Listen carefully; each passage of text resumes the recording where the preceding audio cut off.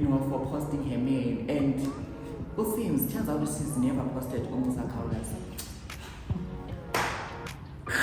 Okay, I'm so excited. Okay, that's what happens in the Indabas like, yo, it's just too much, it's overwhelming, man.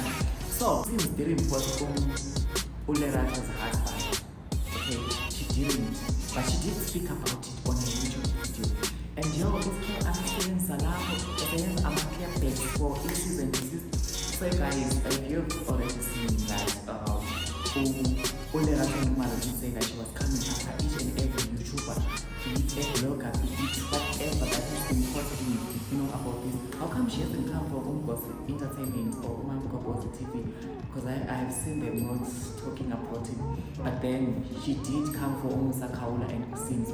But Simz wasn't, her videos went like, she didn't post the pictures that were not already posted by Lerato Nxumalo, and girl did get back on Instagram. Story after story, she did respond to the email, saying please point out, and she even put a link on a video. Please go and point out where I posted in like Lerato's husband.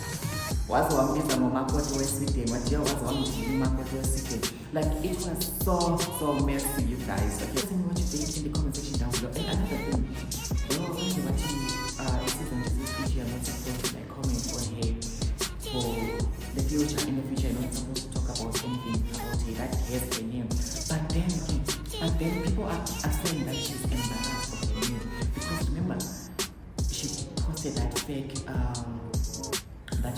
screenshot. I mean the screenshot that she did message herself, okay, and claimed to be. I remember she did post that message where she allegedly she had received from a strange man that was getting followers from North African ladies after Musa Khawula licked the wrong man. According to her, that was the wrong man, not her husband. And people are saying, are you embarrassed?